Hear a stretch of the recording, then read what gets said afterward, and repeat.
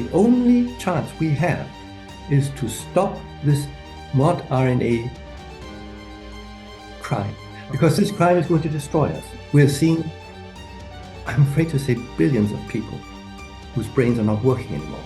They have destroyed cognitive capabilities across potentially billions of people. It may not be simply depopulation of these vaccines. That COVID vaccines killed 1.58 million people in the United States is that in Japan, perhaps 610,000 people were killed by these vaccines. Some batches killed nearly half the people that took them. By about day 60, your risk of death is now just much, much higher than the risk of death of unvaccinated people. Vaccines were causing people's bodies to grow these mysterious fibrous clots.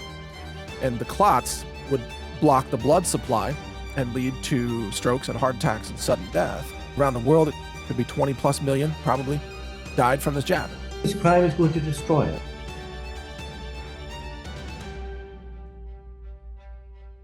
All right, welcome to this special report. This is Mike Adams here, and I participated recently in a press conference presentation out of Japan, and the conference was led by Masako Ganaha, and then it was featuring the research of a professor emeritus, Yasufumi Murakami of Tokyo University of Science.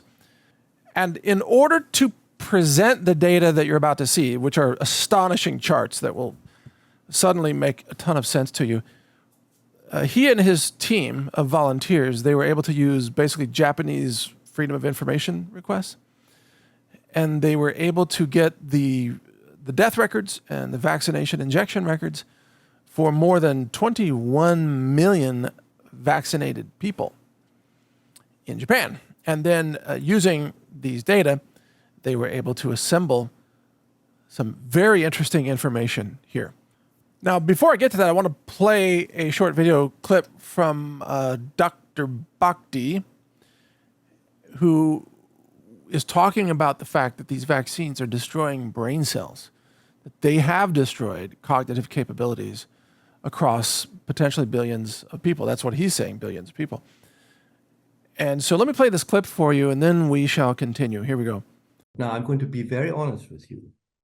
I am no longer optimistic anymore.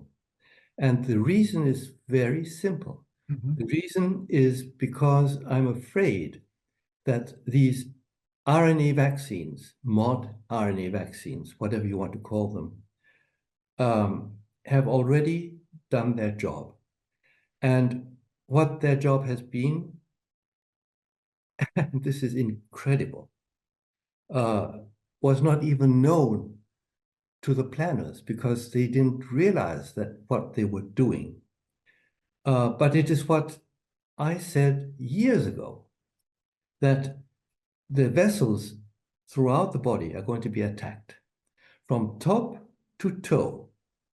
This is something that never happens in any disease, okay? Systemic, meaning the brain, the heart, the liver, everything can be attacked, the vessels. And the trouble is that it's turned out to be true. So this systemic vasculitis leads to destruction of brain cells, obviously. And that is what we are now experiencing. We're seeing, I'm afraid to say, billions of people whose brains are not working anymore, not as they should be. They are altered, and they do not have, they don't have the willpower anymore. They do not have the intelligence anymore to move things. And so the only chance we have is to stop this mod RNA crime, because this crime is going to destroy us. The trouble is that they're rolling out this RNA vaccines all over the place, and people don't realize this is being done. So what Dr. Bhakdi is talking about there, of course, is that it may not be simply depopulation that these vaccines were engineered to achieve, but also mass lobotomization. And you may have noticed that, well, I mean, the cognitive capacity of the people in society today is on the decline. It wasn't just Joe Biden that had dementia or cognitive decline. It's a lot of people. It's a huge number of people. You see this when you interact with people in the medical system, at the doctor's office, at the insurance company, at the bank, at cashiers, at the grocery store, whatever. You interact with these people, and you've noticed, no doubt, that people are, I mean, I don't want to use the word retarded. That's not really, in this case, the proper clinical term, but they are cognitively impaired. They are lobotomized. And we're seeing this in government, of course, as well, and among the population that is, supporting government. There's something's gone wrong with people's brains. And so Dr. Bhakdi says these vaccines are causing a process of brain cell destruction through inflammation. And in effect, then, the deaths from these vaccines and also infertility may only be secondary effects. We don't exactly know what the globalists were trying to engineer in terms of their priorities. We know they want to achieve depopulation. We know they love infertility. We know they love to dumb people down. I mean, how else are they going to get you to believe that the Epstein files never existed? Things like that. They have to dumb you down. And they have done so, as is now evident. But the deaths are very real. Now, we know that the COVID vaccines are linked to deaths, and quite a substantial number, by the way. I want to show you page 6 from the Japanese press conference.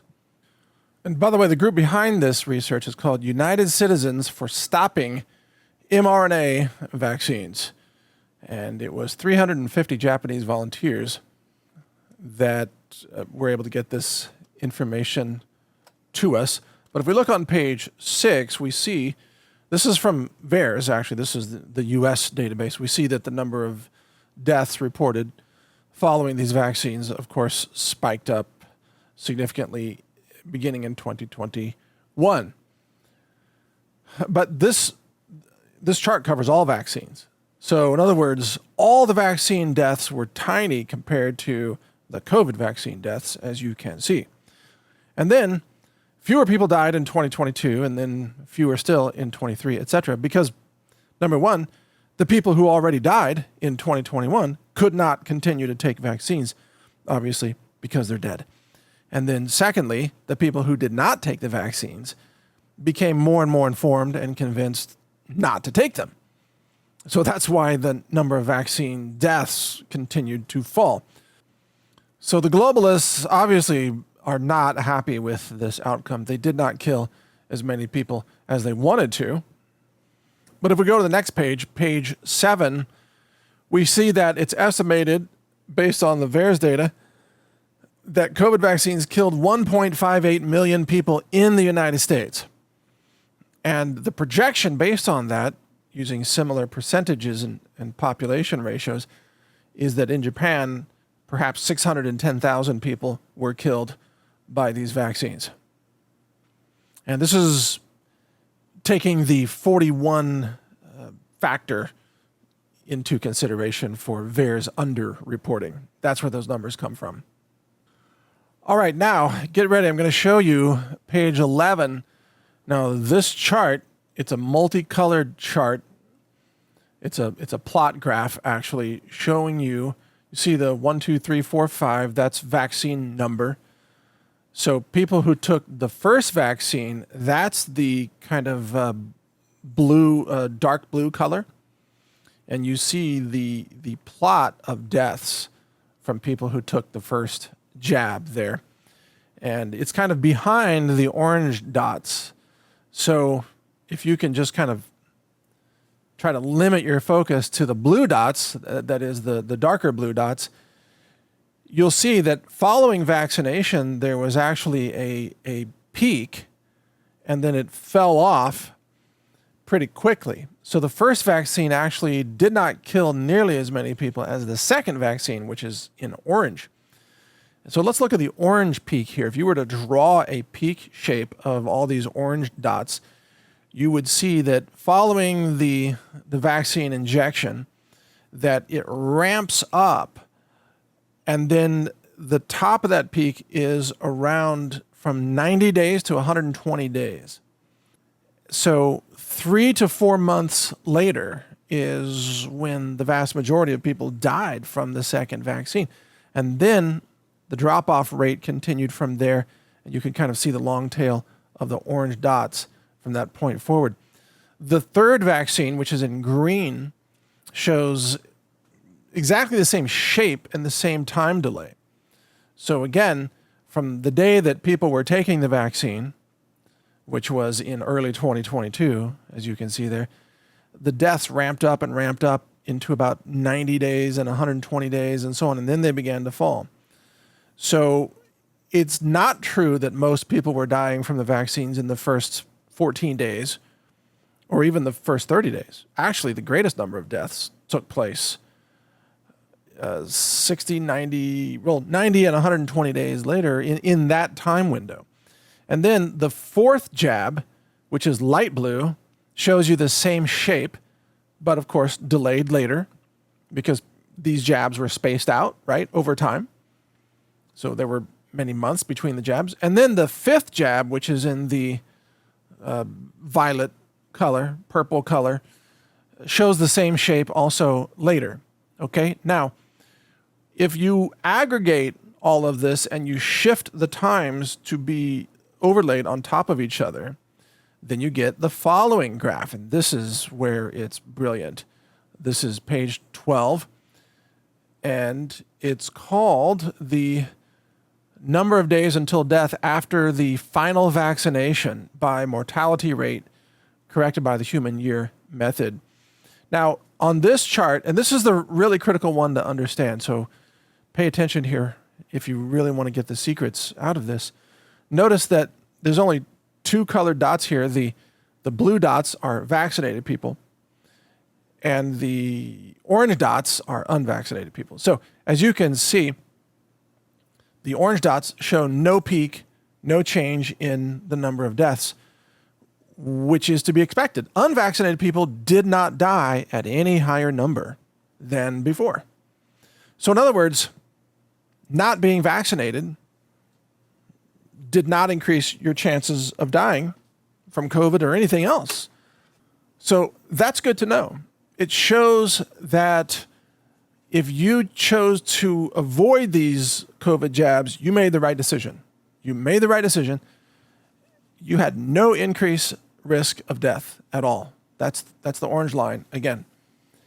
The blue dots show what happened to people after they were vaccinated. Now the x-axis here is days. So you can see 120 days, 240 days, 360 days, which is roughly a year. And then the y-axis here is mortality rate, which means per capita annually. And so as you can see that if you were vaccinated, within just a few days after the vaccine, your risk of dying just skyrocketed. And by about day 60, your risk of death is now just much, much higher than the risk of death of unvaccinated people. And that risk sustains itself day by day, all the way through, let's say, past 120 days, almost to 150 days, something like that. So we'll just say roughly from 2 months to, let's say, 5 months, your risk of death is really, really high following any one of these jabs. But after about day 150 or so, then your risk of death falls off substantially, well, a pretty steady slope, falling each day. It's like you're surviving, it hasn't killed you yet, and the risk of death is falling until you get to, well, pretty close to day 360, which we'll just call 1 year. So at the 1 year mark, or actually a little bit before that, the vaccinated person has, their risk of death has fallen to the same as an unvaccinated person. So here's the first part of your answer is if you took vaccines, COVID jabs, and you're wondering how long do you have to wait before your extra death risk is over, the answer is 1 year. So that's actually great news to know that. In other words, again, if you took the vaccine and it's been more than 1 year, you have made it through the woods. You no longer have any heightened risk of death from the vaccine at all. So that's good to know. Now, does this mean that people's bodies figure out a way to clear this out within a year? Or does it mean that everybody who was going to die already died before the year? I don't know, maybe both, or some element of both. But the bottom line is, if it's been more than a year since you took the jab, you're going to be fine. At least related to the jab. I mean, the jab's not going to kill you at this point. But if you take another jab, then, this whole thing starts over again. And then, you have a heightened risk of death all the way through that curve. So if you're one of those people watching this who either avoided these vaccines altogether or who eventually stopped taking them, right? Maybe you took the first one or the first two, and then you stopped taking them. Well, give yourself a pat on the back because you made the right call. And if you're looking back and wondering, was it worth it? All the hassle that you had to go through to get the vaccine exemptions, or maybe you lost your job. Maybe you weren't allowed to travel. Maybe you weren't allowed to enter a college campus or a nursing home or a grocery store. Was it worth it? Well, the fact that you're still here and still alive is confirmatory of the fact that it was worth it. It doesn't mean for sure that you would have died had you taken the vaccine, but you would have subjected yourself to significantly higher risk of death for a persistent period of time. And in addition, the cognitive damage of these vaccines, of course, extends beyond just the death event.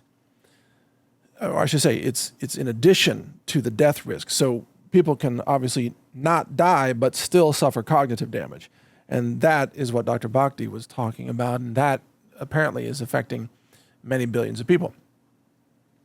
So let's go to the next slide, which will answer a question that many of you might have. And this slide is looking at what happens if you take multiple vaccines. So this is page 13 of the PDF. So this chart shows you the 5 vaccines, which are indicated with 5 different colors, and then the number of days from that vaccine, how many days later people died. So if we start with vaccine number 1, which is a blue diamond here, if you look at the chart, you'll see the blue diamond is actually very small on the chart in terms of the total number of deaths. The first vaccine, you can see there's a peak right at the beginning within the first 30 days. It killed more people at first, and then it tapered off very quickly and didn't kill very many people at all after, let's say, day 60. So that first vaccine was actually safer, or let's say less deadly, than the other vaccines. Because if you look now at the second vaccine, which is the orange squares here, the second vaccine was by far the most deadly vaccine overall. Now, it varied a lot based on different batch numbers. We know that. Some batches were very deadly. I mean, some batches killed nearly half the people that took them. Other batches killed almost no one. So this was very batch dependent. But aggregated across the batches, the second jab was the most dangerous of all. And as you can see, it was killing people at a very high level from day 60 all the way to about day 240. I mean, this is causing a lot of death in that second jab. And then the third jab, which is the green triangle, it didn't kill quite as many people as the second jab, but more of those deaths happened earlier, more like from day 60 to day 180. So, 2 to 6 months, let's say. And then the fourth jab has a slightly different curve shape, and the fifth jab is the violet color, and it shows that the deaths occurred earlier. So the overall trend in taking multiple jabs is that the more jabs you take, the sooner your death risk occurs after the last jab you took. In other words, there seems to be some sort of cumulative effect of taking multiple vaccines. And remember that you ride the increased death risk wave for each one of these. So if you took the second jab, you got to ride the orange wave. You lived through all that risk. And if you still weren't dead and you took the third jab, then you get to ride the green triangle wave of increased death risk. If you're still alive, then you get to ride the fourth wave of the blue X's. They use a lot of different symbols in this presentation. But you get the idea. So you're exposing yourself to multiple risks, multiple risk waves, and each different jab had a little different profile of the timing of when people died. And if you take them all together, then that's the green circle plot on this chart, which is the aggregate of the other five. And so it's basically just averaging out or aggregating the total risk and the time from the last vaccine in which the deaths occurred. Now, it's important to note here that most people who took vaccines did not die. They did not die from any cause. Most of the people who took the vaccines did not die. But there was a statistically significant, very evident increase in death risk among those who did take the vaccines. And this research from Japan, of course, charts out the timing, and it's able to deconvolute some of the death waves that we saw by tracking them back to the date of vaccination, which is found in the Japanese records, right? So Japan, as a culture, is very meticulous about keeping good records. And so it's to the benefit of all of us that the Japanese government, Japanese people, and these Japanese researchers, Murakami and others, were able to get this information and deconvolute the death waves and show us what this is. In fact, I was even surprised by this. I did not realize that the peak death times were 3 to 4 months after a person takes the vaccine. So think about the people that you know who did die after taking the vaccine. We all know people like that, or we knew them. They're gone. When did they die after taking the jab? You'll find that for most of them, it was 3 to 4 months, or maybe 60 to 150 days, that window, if it was their second jab. And of course, more people died after the second jab than from any other jab. But what's very clear from this is that the overall number of deaths was not sufficient for the globalists to achieve widespread depopulation. In other words, yes, there were increased deaths, and you saw some of the estimates earlier that perhaps in America, 1.58 million people died. Around the world, it could be 20 plus million, probably, died from this jab. But most people did not die. However, infertility is another factor that has gone crazy at this point. Couples are having much more trouble having or conceiving now compared to before. And then also we talked about the cognitive decline that's taking place. But back to the question of the timing of this, 60 to 90 days. The fact that most deaths from the vaccines occurred within 60 to 90 days gives us a clue about the physiological process that may be involved in this. What kind of physiological process would take 60 to 90 days to develop? And there are many candidates for that, but let me just throw out a couple of them. One would be immune suppression. So if you strongly suppress somebody's immune system and you're locking them indoors where they're not getting sunlight, they're not getting exercise, they're inhaling microplastics from the N95 masks. People are not exercising, living at home, ordering food just take out food, etc., not living a healthy lifestyle, but especially immune suppression, could result in more deaths within that time window. But why would that be 60 to 90 days or 120 days? Why in that area? I actually think, now this is just my guess, I think that this speaks to the fact that the vaccines were causing people's bodies to grow these mysterious fibrous clots. And the clots would block the blood supply and lead to strokes and heart attacks and sudden death. But those fibrous clots took some time to grow. Now, you may remember that Dr. Jane Ruby was able to acquire some of these clots from Richard Hirschman, who sent them to me also. I was the first person to image these under the microscope. I did it live on the Alex Jones show back in, I think, 2021. And I also ran ICP-MS laboratory analysis on the composition of these clots. And I found that these clots were collecting certain elements from the blood, elements that conduct electricity, it turns out, and those include tin. They were much higher in tin and much higher in aluminum, and I think higher in copper as well, all three of those being conductive components used in circuitry. Very bizarre. Tin is used in solder connections for microcircuits and various electronics. So this time window says to me that the mRNA injections were setting off a physiological process that needed time to grow and kill people.